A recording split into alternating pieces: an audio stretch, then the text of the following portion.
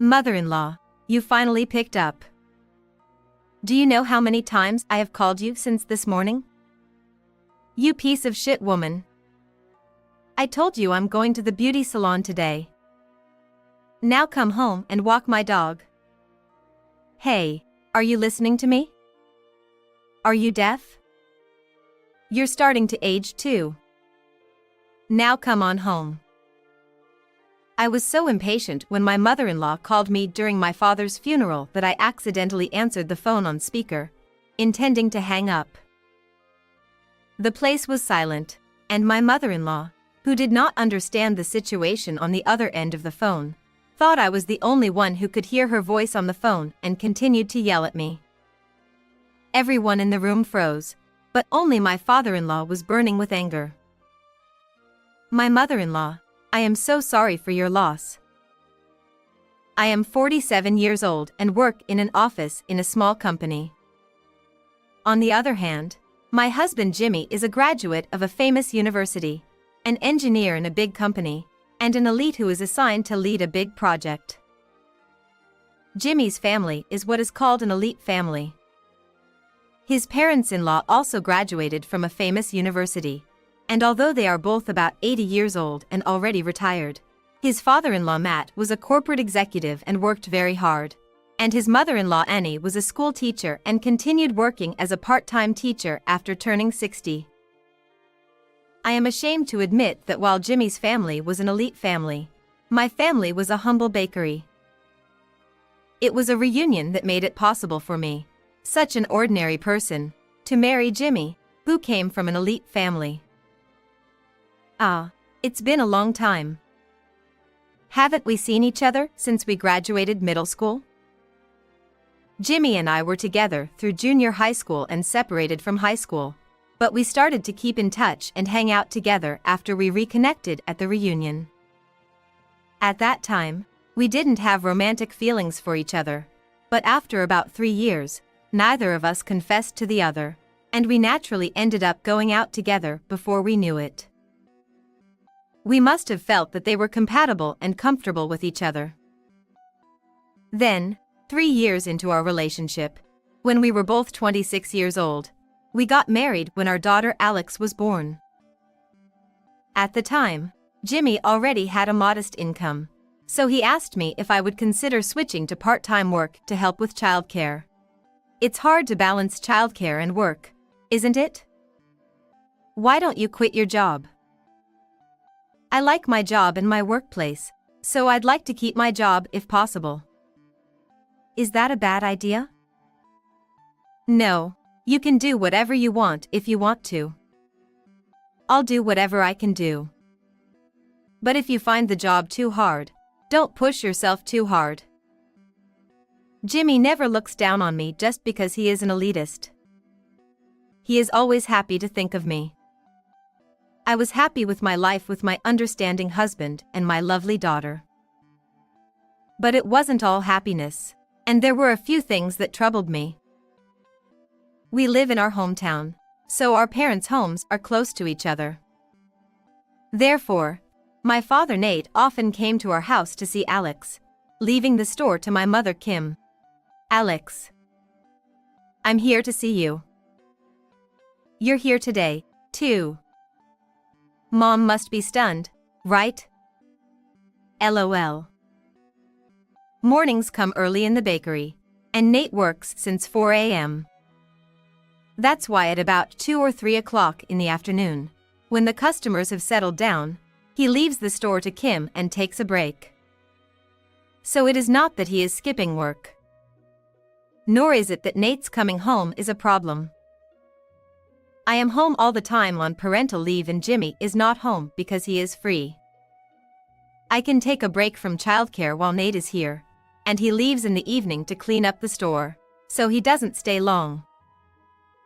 It's someone else who is causing me trouble. I'm sorry to bother you. Oh my. Oh, Annie. Oh, hey there. Annie is a part-time teacher, so she is not at work all the time. Therefore, Annie sometimes comes to my house. Nate and Annie run into each other and things get awkward.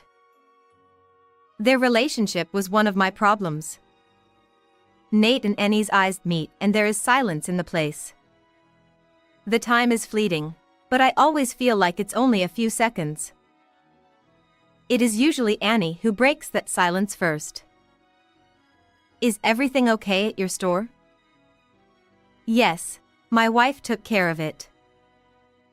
I see. She's doing fine on her own. Annie is probably trying to say in a roundabout way that the store is not busy. The family's bakery delivers bread to nearby factories and schools, and sales at the store are not the main source of revenue. Annie knows this, so this is just something sarcastic towards Nate. Nate also doesn't leave Annie out of it. I saw you here last week. You don't have class today? Annie is an adjunct instructor, so her salary is based on the number of classes she teaches. Therefore, Nate is probably trying to say, in a roundabout way, that if she didn't have classes, she would have a hard time getting paid less. The two do not raise their voices and their expressions are calm, but they are bickering behind the scenes. On the surface, they are not fighting, they are just having a conversation, so I cannot pay attention to them. Therefore, I could only wait for the time to pass, always praying that nothing would happen. The time was exciting. However, even if Annie came when Nate was not around, it would not be a relief. Nate had come to see Alex, but Annie had come to the house for the sole purpose of picking on me. She was not happy that Jimmy, whom she had worked so hard to raise, had been taken away by an ordinary person of no particular merit like me. She also hates my parents as an afterthought, so when Nate and Annie meet, there is a strange atmosphere. Also, Annie's bullying is a bit peculiar. Look, I brought you some flounder. It's natural and fresh, so eat it as sashimi. What? You bought it whole? Yes, you can cut it into 5 pieces, and I'll take 1 piece home for me and my husband to eat. You mean I need to process it now? Yes, I told you I would give you a nice fish, but you don't seem to be happy about it. No, that's not true. What Annie brought me was a nice natural flounder weighing about 1 kilogram. However, it was nearly 50 centimeters in length, so it was quite difficult to process it in the kitchen. Moreover, it is also very difficult to clean a wild flounder. However, I can't complain because we get good fish. I am impressed by the way she does it. Oh, you're crushing the flesh of the flounder. I'm sorry, I rarely handle fish. This was Annie's way. She makes me do difficult things, takes pictures of me laughing at my mistakes, and then goes around the neighborhood telling everyone I'm a useless wife who can't do anything. She's probably going to hide the part about today's flounder being difficult to handle and frame me by exaggerating the fact that I'm not good with fish and can't touch it.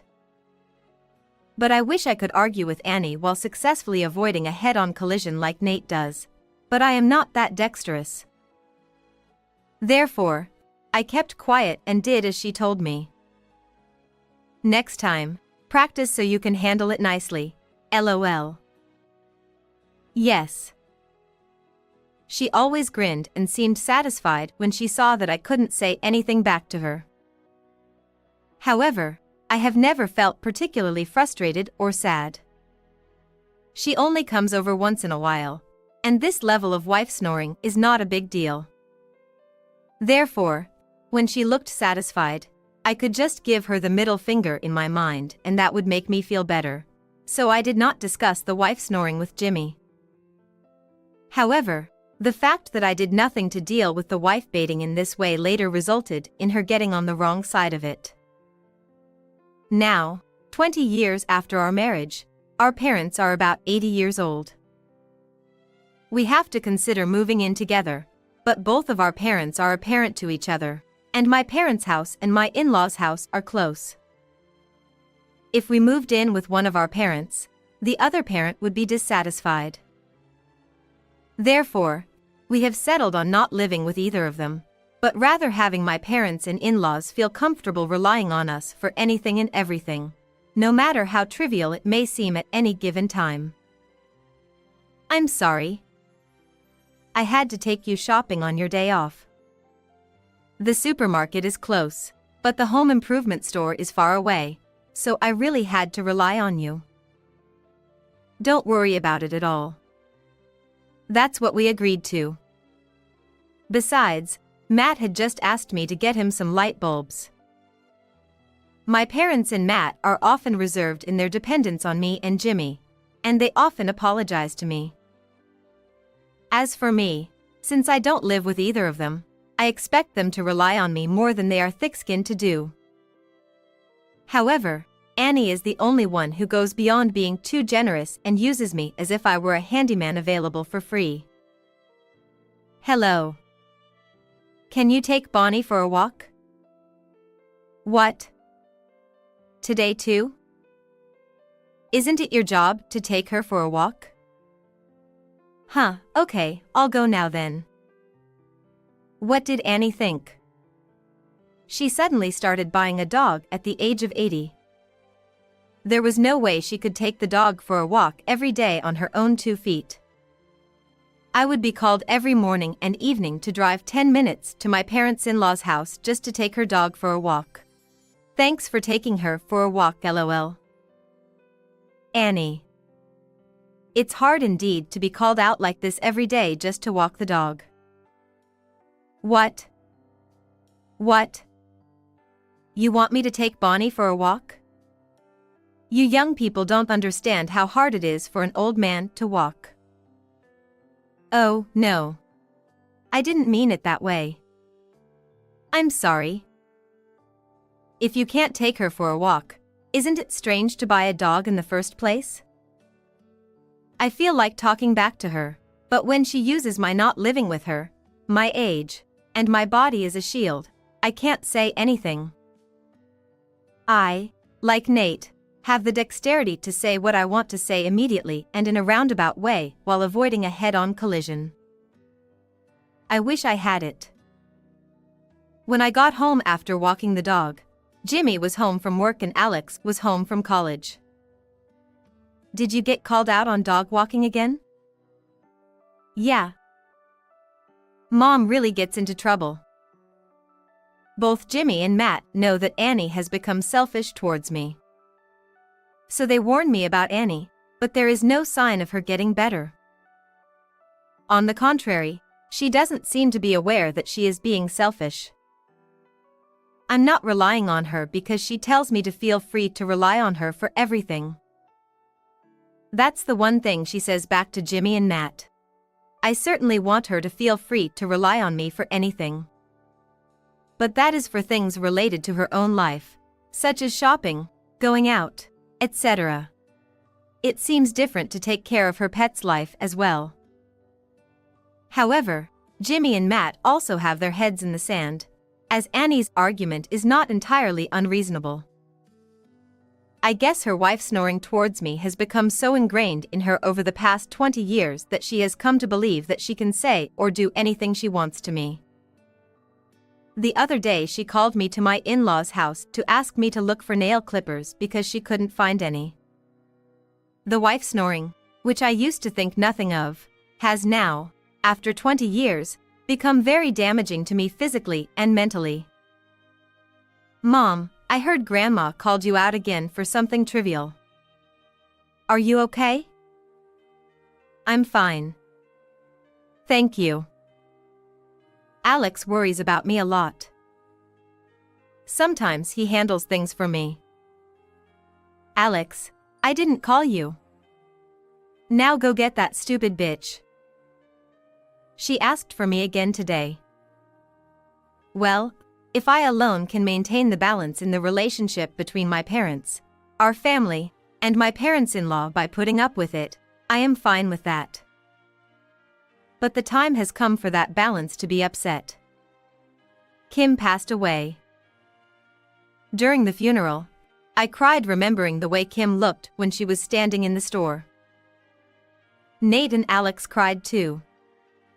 Jimmy and Matt are also crying for me.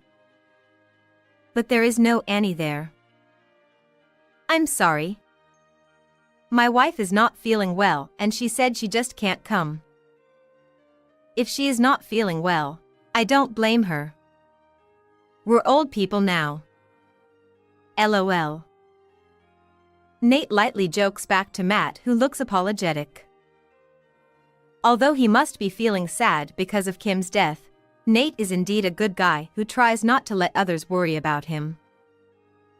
The morning after the funeral, I was so sad that I couldn't sleep at all, and Annie called me. I thought she was calling to apologize for not attending the funeral, but I heard that if you spend $20 or more today at the store where you always buy clothes, you can get a small tote bag. Take me there at lunch. If you want a tote bag, I'll buy you one I like next time. I quickly hung up the phone without thinking. It was the morning after the funeral, right? Apparently, the tote bag was very important to Annie. Half an hour after the call, the intercom rang. Since no one would bother to visit at a time like this, I assumed it was a sales call and ignored it. Both Jimmy and Alex seemed to think it was sales and ignored it. However, since they kept hitting the intercom repeatedly, I had no choice but to answer it. You finally picked up.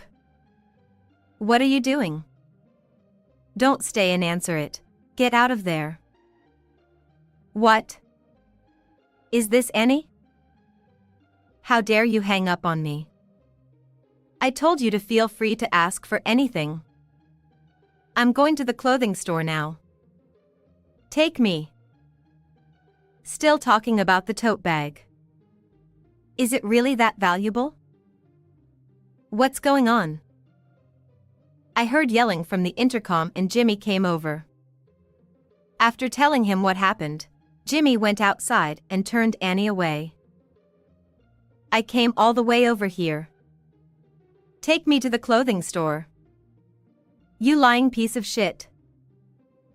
Annie is a tough one because she thinks she is being right.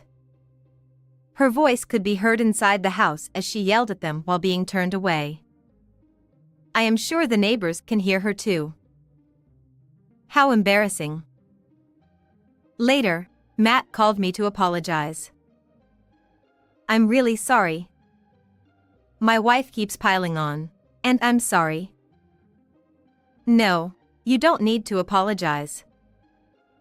The fact that Matt was feeling sorry made me feel sorry too. Annie is no longer just my problem, but the whole family's problem. After Kim passed away and Nate was left alone, we decided to welcome him into our home and move in with us. Everyone should agree that this is a natural process, but Annie is still the only one who complains. Why are we left alone? It's not fair. But I can't leave my father alone. You can't have mom and dad living with us too, can you? That's right. We'll be fine. Why do you get to decide what you want? I told you I don't agree with it. You're in trouble. Why are you so self-centered? The fact that very few disagreed meant that Nate and I started living together. Hello. Come over now. Then the wife snoring from Annie escalated again. Living with Nate was something that everyone agreed to except Annie, but for some reason the hate seemed to be single-mindedly focused on me. Does she think I led everyone on? Annie no longer even said what she was calling me for. Yes, okay, I'll be right there. Come quickly. I always respond to the call honestly, as I am too lazy to ask about the nature of the errand, argue with him, etc. It's quicker and easier this way. So a year goes by, and things change again. Next, Nate passed away. Last night he went to bed as usual and never woke up. I don't think he thought he was going to pass away, because he had told me the other day that Alex would be graduating from college soon and getting a job, and he needed to prepare a job gift for her. During the funeral, I burst into tears remembering the way Nate used to bake bread. Alex was crying next to me and Jimmy and Matt were crying for me too. But again, Annie is not there. This time she's not feeling well again, apparently. She probably thinks that she doesn't like my parents anyway, and that it would be too much trouble to attend the funeral. It was lunch at the time of the cremation, but I was not very thirsty for food. Mom, you didn't eat anything yesterday, did you? Eat a little. I'm fine. Thank you. I should get back to the crematorium soon. As I was returning to the crematorium to collect the bones, I casually checked my phone since I hadn't looked at it once since this morning. Oh, there's an incoming call? Huh? What's this? I checked my incoming call log and found that I had 30 incoming calls from Annie per hour. She should have known that today was Nate's funeral. Could it be an emergency? I thought so, but I couldn't bring myself to call back. We arrived at the crematorium, and the cremation furnace is about to be opened. It is not Nate that I am about to meet, but his remains. I am sure I will feel sad again when I see Nate's figure. I prepared myself to face my grief by tightening my expression. At that moment, my phone rang. Oh. I'm sorry. It seems I had accidentally deactivated manner mode when I checked my phone earlier. I hurriedly took out my phone and saw Annie's name on the screen. I hurried to hang up the phone, but in my haste I accidentally answered the phone again, this time on speaker. You finally picked up. Do you know how many times I've called you all morning? Pick up on the first try? You piece of shit. Annie's yell echoed through the quiet crematorium, and everyone present froze. The cremation workers were so surprised that they froze with their hands on the handles to open the cremation furnace. In such frozen air, only Matt was burning with anger. The crematorium is quiet because of the situation so much, but Annie, who doesn't understand the situation, she thought I was the only one listening and continued to yell at me. I told you last week that I was at the beauty parlor today. I can't believe you have a funeral on the same day of all days. The funeral will be over at night, right? You should come home early and take Bonnie for a walk. Are you listening to me? Are you deaf? You must be aging too because I told you so.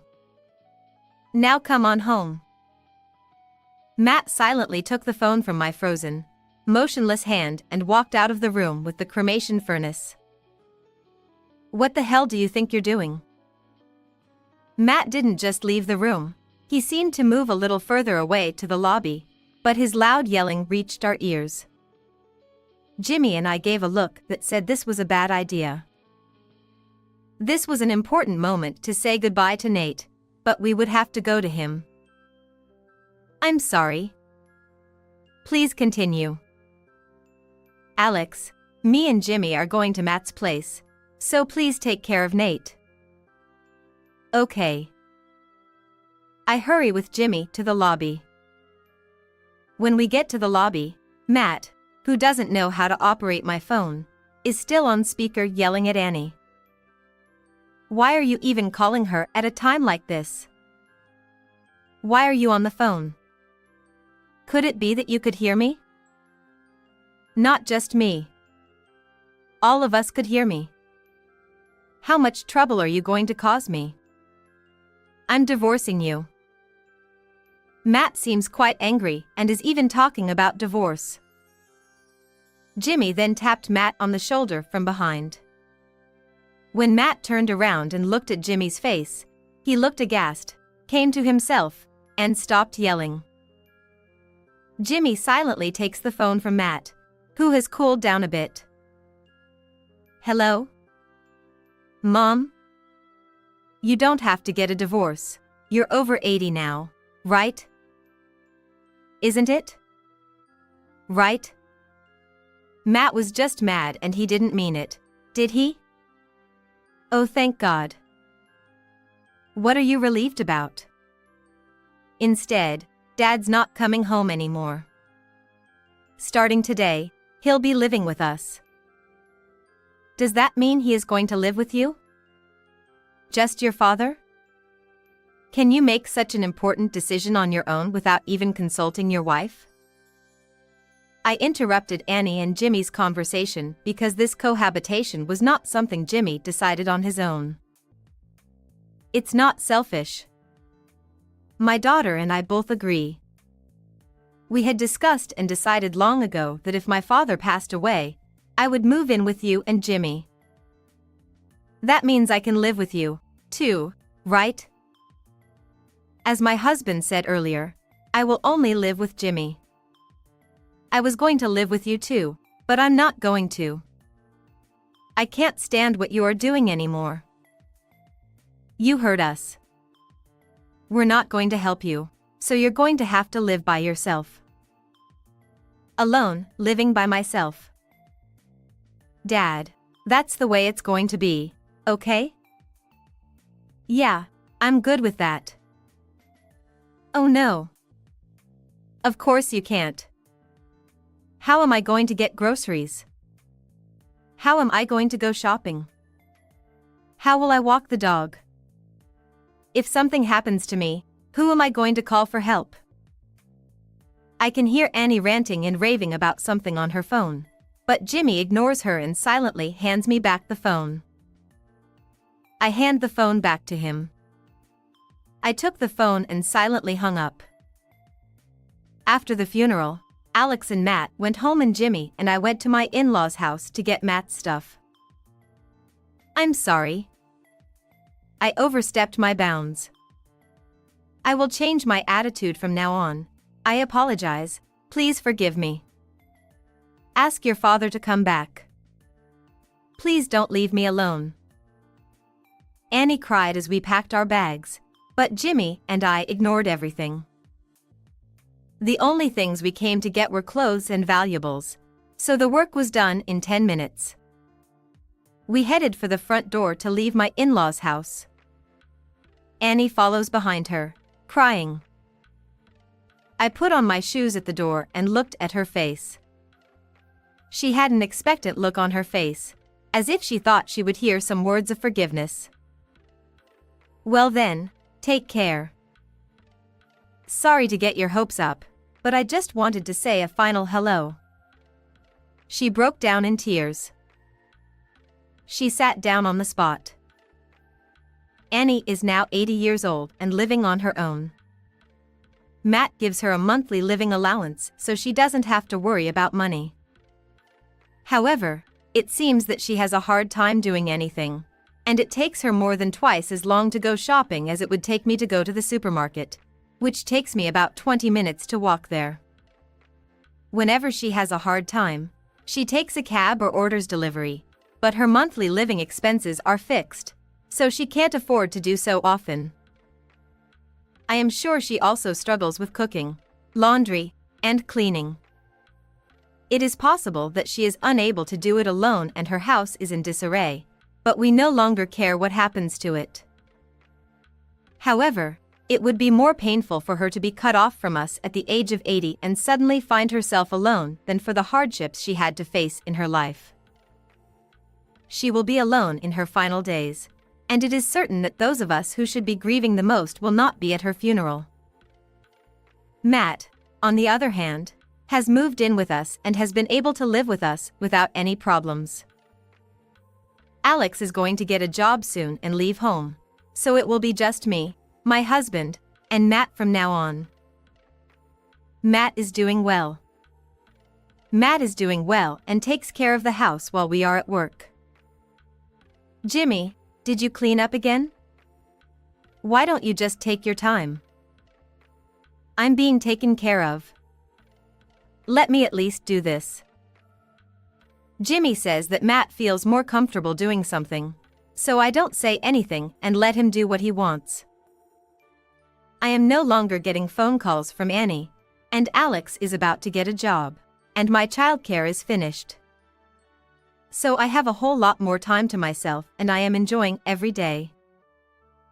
After work today, I think I'll stop by a pastry shop and go home. What did you think of this story? And please subscribe to our channel. See you in the next video.